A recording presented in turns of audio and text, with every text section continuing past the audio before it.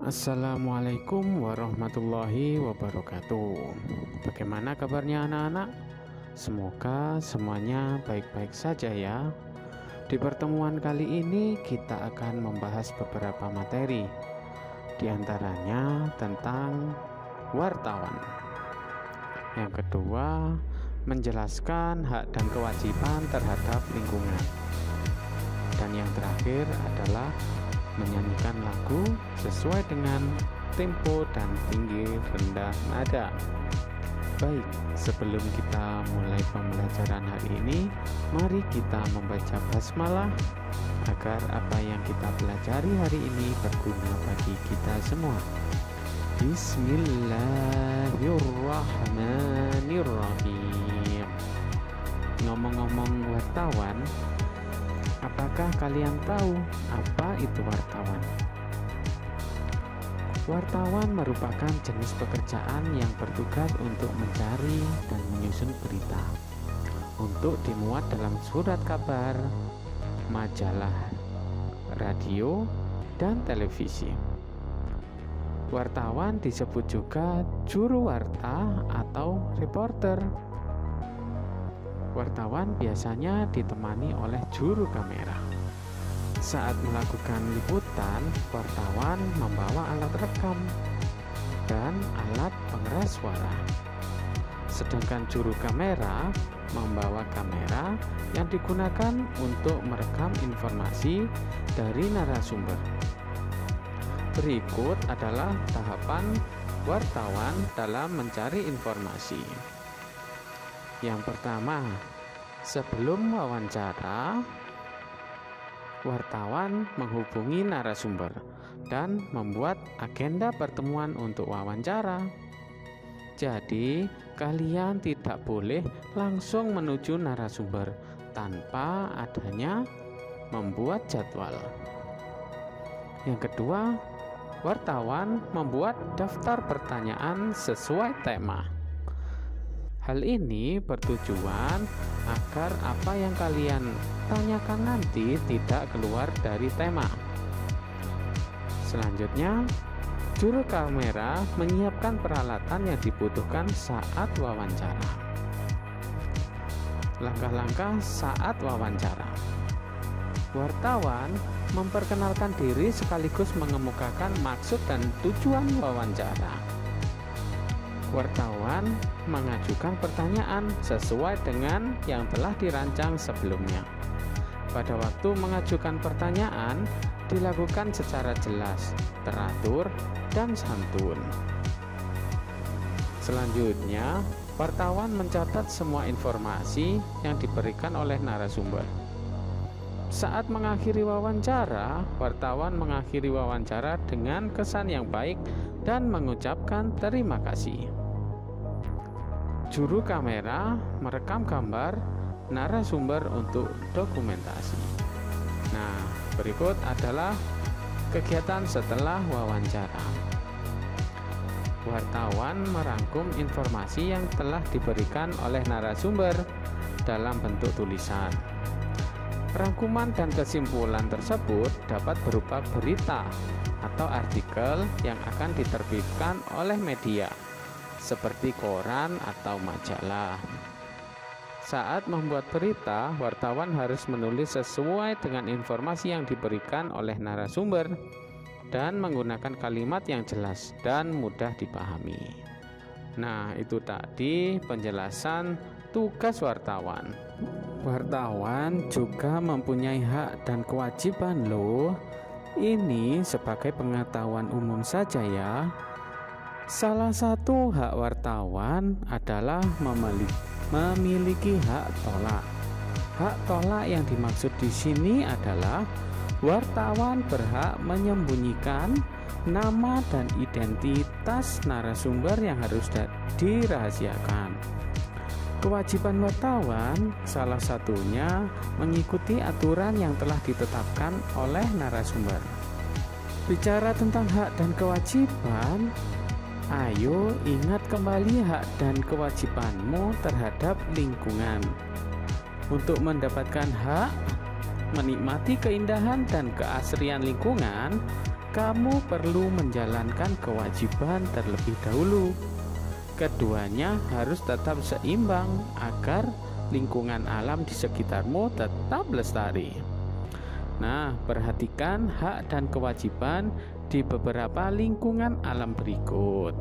Hak mendapatkan udara segar, menikmati keindahan hutan, memanfaatkan kayu, pohon sesuai aturan, dan memanfaatkan tumbuhan sebagai bahan makanan dan obat. Nah, sekarang kewajiban. Yang pertama, melakukan reboisasi. Tidak menebang pohon secara berlebihan atau tebang pilih tanaman.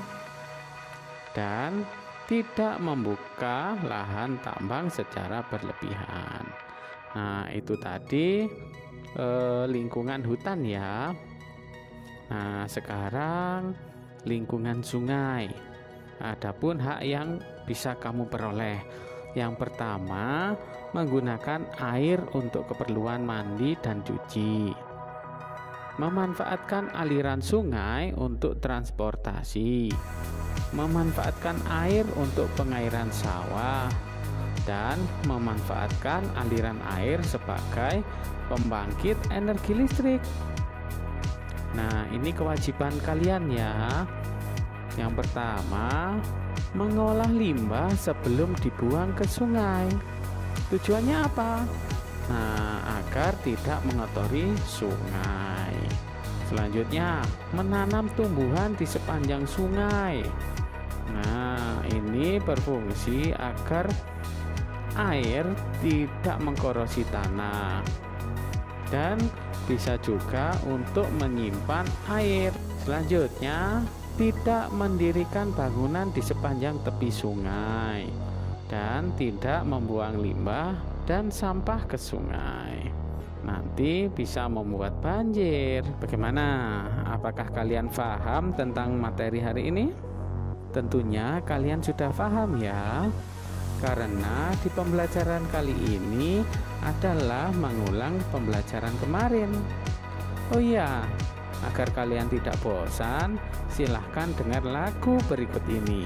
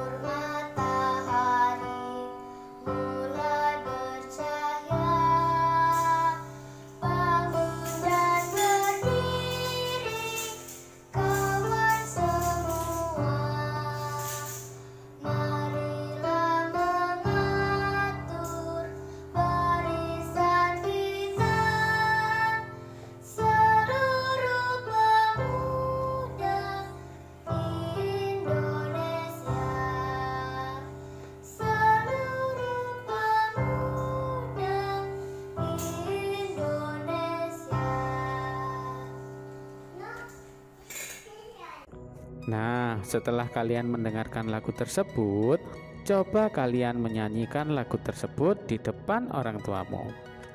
Tapi ingat, di dalam menyanyi kita harus memperhatikan tempo dan tinggi rendah nada. Tempo itu sendiri merupakan cepat lambatnya lagu saat dinyanyikan. Sedangkan nada adalah bunyi yang teratur saat dinyanyikan. Kalian jika tidak bisa bernyanyi sesuai nada, nanti hasilnya jadi fals ya, dan tidak enak untuk didengarkan. Dalam bernyanyi lebih enak diiringi oleh musik melodis atau musik ritmis. Musik melodis yaitu musik yang mempunyai tangga nada. Contoh, alat musiknya antara lain gitar, keyboard, seruling, dan lain sebagainya. Sedangkan musik ritmis adalah musik yang terbentuk dari beberapa alat musik yang tak bernada. Contoh alat musik ritmis antara lain drum, gong, gendang, marakas, dan lain sebagainya. Musik ritmis juga dapat berasal dari tepuk tangan, bunyi kaleng yang dipukul, batu yang diadu, dan sebagainya. Nah, mungkin itu saja yang bisa disampaikan oleh Pak Cahya. Kurang lebihnya mohon maaf. Pak Cahya akhiri. Wassalamualaikum warahmatullahi wabarakatuh.